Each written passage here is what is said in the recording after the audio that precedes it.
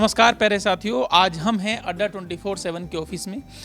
आप सभी को सबसे पहले तो नववर्ष की हार्दिक शुभकामनाएं। और आप सभी जो भी वीडियोस देखते हैं अड्डा 24/7 की यूजीसी नेट की, तो हमने उन वीडियो का एनालिसिस किया, उसके कमेंट देखे और साथ ही साथ हमने बहुत सारे बच्चों से बात की। बात करने के बाद पता लगा कि कुछ टीचर्स के ऊपर बच्चों के द्वारा इल्ज़ाम लगाए गए हैं, सवालातों का दौर है।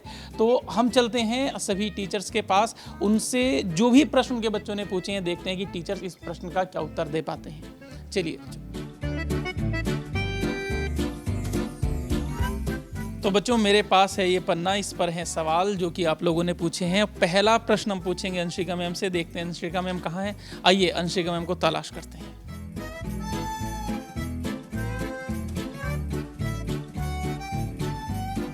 बहुत देर हो गई है तलाशते हुए, लेकिन आखिरकार मुझे अंशिका मैम के दर्शन हो चुके हैं। चलिए अंशिका मैम से बात करते हैं। Hello ma'am.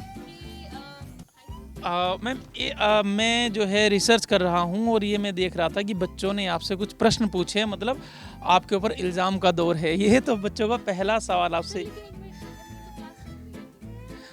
मैम आप एक काम कीजिएगा, क्लास को थोड़ा सा बच्चों से बता दीजिएगा, कोऑपरेट करेंगे, क्योंकि ये भी वही बच्चे हैं जो आपकी क्लास में हैं, जो प्रश्न मैंने लिए हैं। हाँ, ये एलिगेशन है। तो पहला सवाल बच्चों का ये है कि आप इंग्लिश में इतना ज़्यादा क्यों पढ़ाते हैं? ये जितने भी स्टूडेंट्स हैं ना, ये हमेशा यही बोलते हैं कि मैम थोड़ा हिंदी में पढ़ाओ, थोड़ा हिंदी में पढ़ाओ। सर, ये जो एलिगेशन लगा है मुझ पर, इसका एक प्रूफ है मेरे पास। ये मेरे क्वेश्चन की पीपीटी है और अभी क्लास चल रही है, आप देख सकते हो। ठीक है, जैसे ये पीपीटी है, ठीक है। अब इसमें ये जो पूरी पीपीटी है वो इंग्लिश में है, इसलिए क्योंकि अब इसमें मैं हिंदी में अगर लिखूंगी तो ऑप्शन गायब हो जाएंगे। तो इस वजह से हम दूसरी स्लाइड में हिंदी में भी क्वेश्चन रख लेते हैं, इसीलिए कि मैं हिंदी वाले बच्चों को भी केटर कर लूँ, इंग्लिश वाले बच्चों को भी केटर कर लूँ, और वो दोनों ही जो है वो ऑप्शन सही बताए। तो ऐसा कुछ नहीं है कि इंग्लिश और हिंदी की बात है। हाँ, रही बात कुछ चीज़ों की, जैसे फॉर एग्जांपल सर आप भी मतलब पढ़ा रहे हो, आपको भी पता है बहुत सारी चीज़ें थोड़ा इजी हो जाती हैं उनका शॉर्ट फॉर्म बनाना इंग्लिश में। जैसे फॉर एग्जांपल अगर मैं गैगने की हायरार्की पढ़ा रही हूँ टीचिंग में, तो वो मैंने एसएससी वाला एक निमोनिक बनाया है, वो इजी है बच्चों को इंग्लिश में समझना। वैसे ही ब्लूम की टैक्सोनॉमी जो तीनों है, कॉग्निटिव, डोमेन, अफेक्टिव या साइकोमोटर है, इस तीनों में भी हम जब इंग्लिश के वो पहले लेटर्स ले लेते हैं तो वो हम एग्ज़ाम टाइम में याद रहते हैं। तो वो कुछ चीज़ें हैं जो मैं स्पेशली स्टूडेंट से रिक्वेस्ट करती हूँ कि आप इंग्लिश में कर लो, आपके लिए ईजी है। बाकी सर ऐसा कुछ है नहीं। मिला करके मुझे तो देखो अभी ऐसा लगा है कि मैम आपको बाइलिंगुअल पढ़ाती हैं, इसमें दो भाषाएं हैं, हिंदी और इंग्लिश। दोनों डोमेन इसलिए हैं क्योंकि आप भारतीय हैं तो आप हिंदी से इनकार नहीं कर सकते, और आप आधुनिक युग में जी रहे हैं तो इंग्लिश से भी आप इनकार नहीं कर सकते। हाँ, और सबसे बड़ी बात तो ये भी है कि एग्जाम ओरिएंटेड है। मतलब कुल मिला के मैम ये कहना चाह रहे हैं कि बच्चों को केवल चाय नहीं देनी है, चाय के साथ कुछ स्नैक्स भी देने हैं हम लोगों को। ठीक है मैम, एक सवाल और है, ये भी आपको ही बताना है सवाल। और मैम ये सवाल तो ये पूंजीवादी सवाल है कि आपके बैच इतने ज्यादा महंगे क्यों हैं? महंगे हैं? किसने कह दिया? ये बच्चे कह रहे हैं। ए भगवान सर, देखो मैं इस चीज़ को ऐसे अपने आप से नहीं कहूँगी कि जस्टिफाई खुद से नहीं कहूँगी। मैं आपको सर कुछ क्वालिटीज़ बता देना चाहती हूँ अपने बैचेस की, शायद आप उससे ही समझ जाओगे। अब आप देखो, हम आपको लाइव क्लासेस प्रोवाइड कर रहे हैं सारे स्टूडेंट्स को, रिकॉर्डिंग भी आपको हम प्रोवाइड कर रहे हैं। इस बैच में मैं मैम का बिल्कुल सपोर्ट नहीं करूँगा, बच्चों में आपके साथ। मैं आपको कन्विंस करती हूँ, देखती हूँ आप कन्विंस होते हैं कि नहीं पहले। तो इसमें जैसे देख लीजिए आप, हमारे पास लाइव क्लासेस होती हैं, रिकॉर्डिंग्स होती हैं, हम आपको टेस्ट सीरीज भी प्रोवाइड कर रहे हैं, आपको मेंटोरशिप प्रोवाइड कर रहे हैं उसी बैच में। पेपर 1 और पेपर 2 आपको कंप्लीट प्रोवाइड कर रहे हैं 20 यूनिट। और सर हम ऐसे नहीं हैं जो सिर्फ इस चीज़ पे बिलीव करें कि हमें वो 40 मिनट की क्लास लेनी है और हम निकल जाते हैं। हम बिलीव करते हैं रिजल्ट पे, रिजल्ट ओरिएंटेड हैं, और हम सिलेबस कंप्लीट कराते हैं बच्चों को पूरे गाइडेंस के साथ। तो आई थिंक ये बैच क्वालिटी के हिसाब से तो महंगा नहीं है। मेरे हिसाब से बैच आपका लगभग 10 से 12 हज़ार का तो इसका जो है प्राइस होना चाहिए, जितना मुझे लगता है, जितनी क्वालिटी आपने बताई है। तो आपका क्या प्राइस है बच्चों को? थोड़ा हम डिस्कस करते हैं इस बात को। सर देखिए वैरी करता है, बेसिकली फाउंडेशन बैचेस से शुरू होता है और मेगा पैक तक जाता है। फाउंडेशन जो हमारे बैचेस हैं वो 3500 3500 के फाउंडेशन बैचेस हैं, पेपर 1 पेपर 2 दोनों के। और हमारा जो मेगा पैक है जिसमें पेपर 1 पेपर 2 एवरीथिंग सब कुछ कंबाइंड मिल रहा है, पूरी सिलेक्शन ओरिएंटेड हम तैयारी करा रहे हैं, वो मात्र 6000 रुपये का है सर। कितने समय के लिए होता है? सर ये वैलिडिटी पे डिपेंड करता है, 6, 12 या बच्चा 15 मंथ्स के लिए ले लेता है। अगर बच्चे ने 12 महीने के लिए बैच लिया है तो 200-250 रुपए पर मंथ। हाँ कह सकते हो सर, मेरी कैलकुलेशन आपकी बढ़िया है। आप रिचार्ज कराते हैं, मतलब मुझे लेना पड़ेगा, आप रिचार्ज कराते हैं इससे ज़्यादा का, तो मतलब मैं कहता हूँ अगर आप एक गोलगप्पे की प्लेट भी खाने जाएंगे तो मतलब वो उससे ज़्यादा हो जाएगी। तो इसका मतलब एजुकेशन के लिए बिल्कुल भी आपके भविष्य के निर्माण हेतु मुझे नहीं लगता कि ये जो धनराशि है, जो वैल्यू है, कुछ भी ज़्यादा है। धन्यवाद मैम इतना कोऑपरेट करने के लिए, थैंक यू मैम।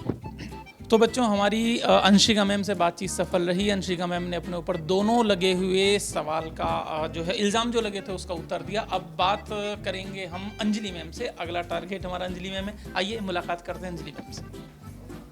चलो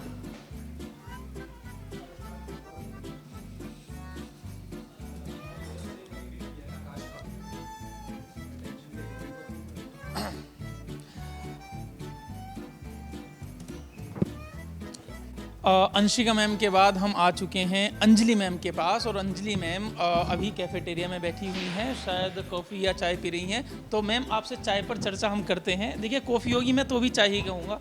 बच्चों का सवाल है ये, बच्चों ने आपके ऊपर कुछ इल्ज़ामात लगाए हैं, कुछ इल्ज़ाम हैं। क्या पेड बैच से ही नेट या JRF क्वालिफाई होगा? ये बच्चों का सवाल है, आप इस बच्चों का समाधान करें। ओके, अब पेड बैच की बात आई है तो बैच तो हर कोई लेता है, लेकिन हर किसी का सिलेक्शन तो नहीं होता है ना।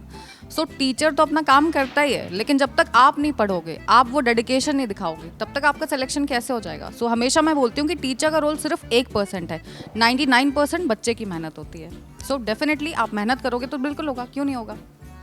तो मतलब मैं ये कह सकता हूँ कि आप बच्चों से कहना चाहते हैं अगर आप पेड बैच लेते हैं तो आपको कंटिन्यूटी अपनी रखनी है, आपको रेगुलर आना है। मतलब एक उदाहरण मैं देना चाहूँगा मैम की तरफ से, आप आसान भाषा में से समझिएगा। आपके पास पूरी दुनिया का सारे जो है रॉ मटेरियल है। चाय आपको बनानी है, अगर आप चाय बनाएंगे तो हर व्यक्ति के चाय बनाने का टेस्ट अलग होता है। कोई बहुत अच्छी बनाता है, कोई थोड़ी उससे कम अच्छी बनाता है। तो सवाल ये है कि जब मैम क्या पेड बैच में आएंगे तो मैम आपको कैसे रेसिपी तैयार करनी है, कैसे सिलेक्शन लेना है, ये भी बताते हैं पढ़ाने के साथ साथ। एक सवाल और है जो कि अंजलि मैम से बच्चे पूछना चाहते हैं, मतलब ये तो पूरा ही इल्ज़ाम है, सरासर इल्ज़ाम, और वह ये इल्ज़ाम है कि मैम आप इतने गुस्से में क्यों रहते हो? मतलब क्या आपने मतलब खाने में मिर्च ज़्यादा हो जाती है या क्या बात है? आप बताइए। एकदम गलत सवाल है ये। तो ऐसा तो बिल्कुल नहीं है कि मैं हर टाइम गुस्से में रहती हूँ। और हाँ, सो ये सवाल एकदम गलत है, मैं बिल्कुल भी गुस्से में नहीं रहती हूँ। और रही बात, आप लोगों को ऐसा लगता है कि अगर मैं गुस्से में रहती हूँ, तो वो गुस्सा नहीं है। मुझे लगता है कि जितने भी स्टूडेंट्स अगर मुझसे पढ़ रहे हैं, वो हर एक बच्चा JRF लेके जाए। JRF से नीचे मैं नहीं सोचती हूँ आपके लिए। सो इसको आप डेडिकेशन कह सकते हो या कुछ भी कह सकते हो। ऐसा नहीं कि अब कोई भी इंसान है, उसके 2 फेजेस होते हैं। आप पर्सनालिटी कह लो उसको या कुछ भी कह लो। एक वो जो एक्चुअली में है, और दूसरा वो जो थोड़ा पोर्ट्रे करता है या जैसा दिखता है सामने वाले को। सो एज अ टीचर मुझे लगता है कि जब तक कोई भी टीचर अपना डेडिकेशन नहीं दिखाएगा, ढंग से पढ़ाएगा नहीं, तो कैसे बच्चे सीरियसली पढ़ेंगे कैसे।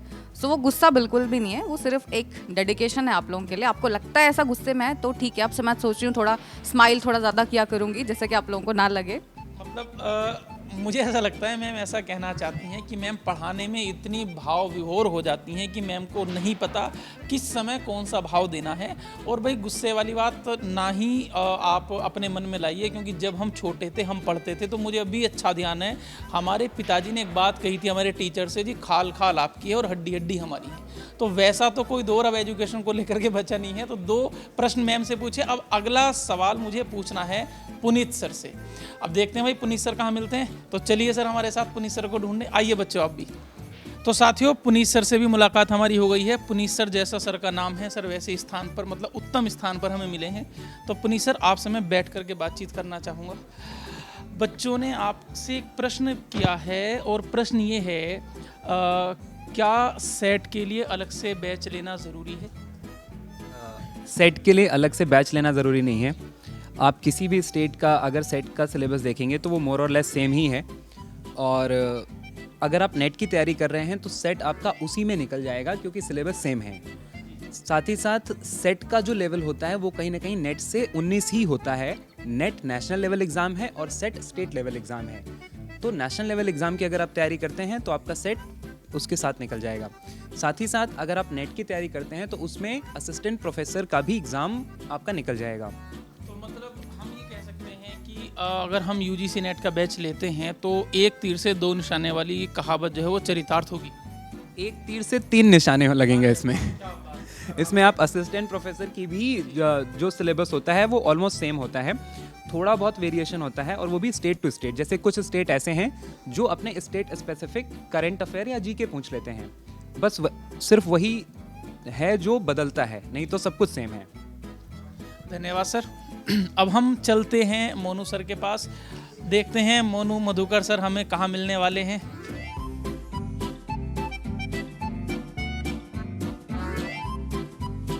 मोनू सर से मुलाकात करने के लिए मैं कई जगह जा चुका हूँ, नदियों नदियों पर्वतों पर्वतों, मोनू सर मुझे कहीं नहीं दिखाई दिए। लेकिन फिजिकल एजुकेशन के टीचर हैं तो मेहनत करवाएं, ये बात अच्छी है।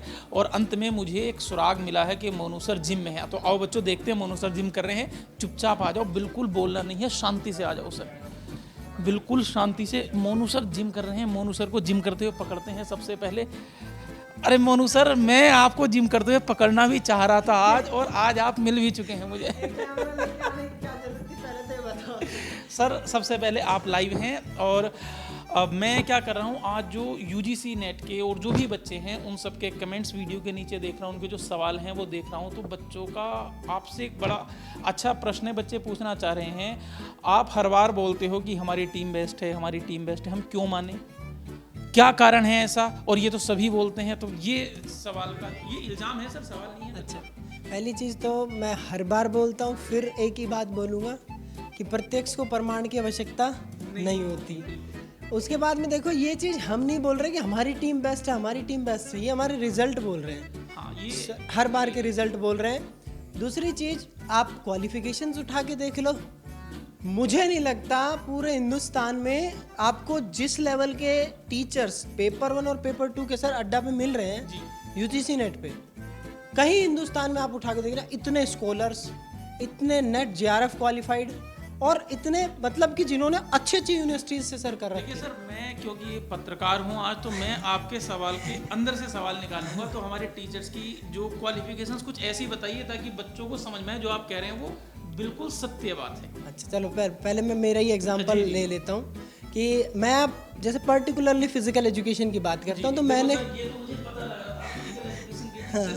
हाँ, तो हम वो हैं सर जो एक हाथ में लोहा और एक हाथ में कलम लेके चलते क्या हैं, बात है, तभी एक तरफ फिजिकल शास्त्र है और एक तरफ शास्त्र। Physical education. तो मेरा खुद का बैचलर्स और मास्टर्स साउथ एशिया की सबसे नंबर 1 इंस्टीट्यूट से हुआ है sir, physical education, LNIP Gwalior. क्या बात, सभी को पता है सर के लिए मेरी तरफ से ताली। LNIP के लिए तालियां।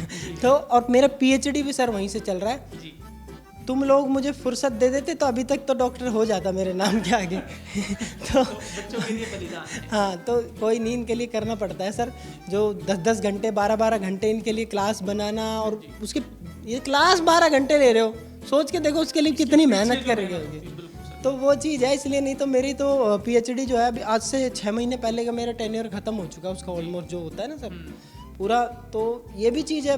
प्लस में आप और किसी की भी डिग्री उठा के देख लो, आपको PhD होल्डर्स बहुत सारे मिलेंगे। डॉक्टर रैपले में बहुत सारे, हाँ बहुत सारे होते हैं सर। तो शिखा मैम है, बुशरा मैम है, तब और बाकी भी और भी बहुत सारे फैकल्टी जो परसुइंग है। जी जी, हाँ बहुत सारी, जैसे मैं फैकल्टी से मिला मतलब वीडियो के पीछे, तो जैसे ऐश्वर्या मैम है वो सिलेक्टेड हैं, जैसे बुशरा मैम है, शिखा मैम है, केसरी सर हैं, और हमारे संस्कृत वाले सर हैं, अमरेंदु सर हैं। तो बहुत सारे ऐसे टीचर हैं, पुनीत सर हैं। तो मतलब सारे वेल क्वालिफाइड टीचर मुझे दिखलाई दिए हैं।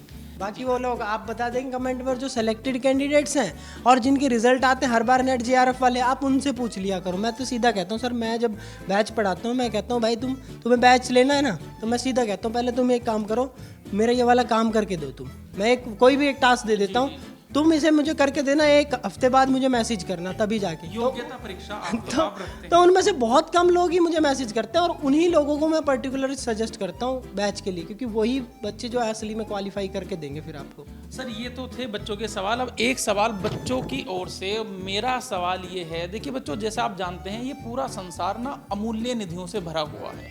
आप समुद्र में जाएंगे तो आपको रत्न मिलेंगे, पर्वतों पर जाएंगे तो आपको जड़ी बूटियां मिलेंगी, है ना। आपको हर जगह कुछ स्पेशल कुछ ना कुछ मिलता है।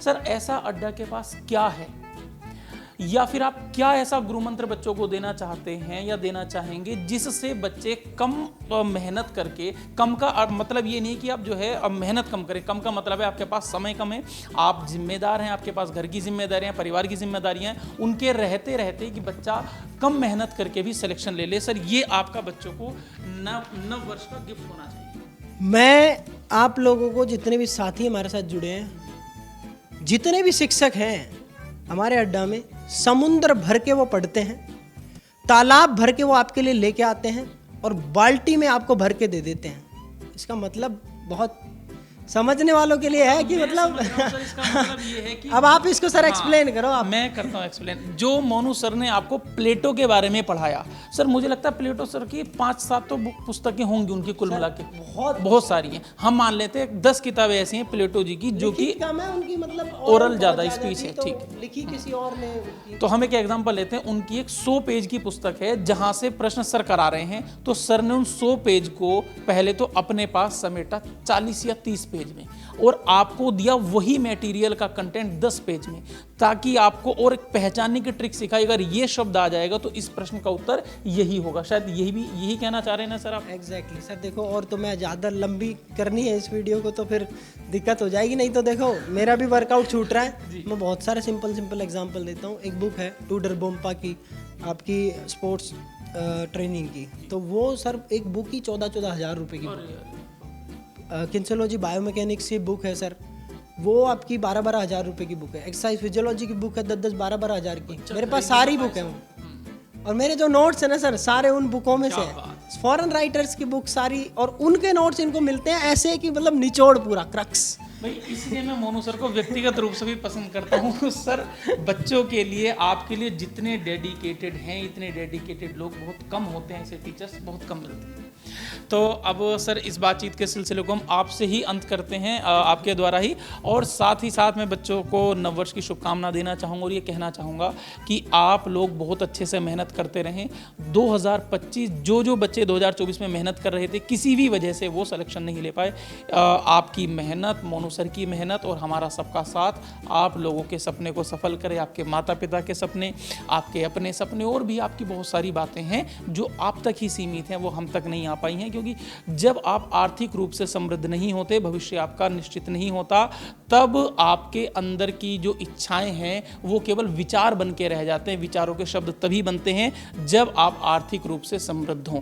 तो मेरा आप सभी को यही सलाह है, मोनू सर के द्वारा जो आप लोगों को एक एडवाइस दी गई है, जो गुरु मंत्र दिया गया है, आप उस पर लगातार पढ़ते रहें, लगातार जो है मेहनत करते रहें, और सभी बच्चों को एक बार फिर से नववर्ष की शुभकामनाएं। धन्यवाद।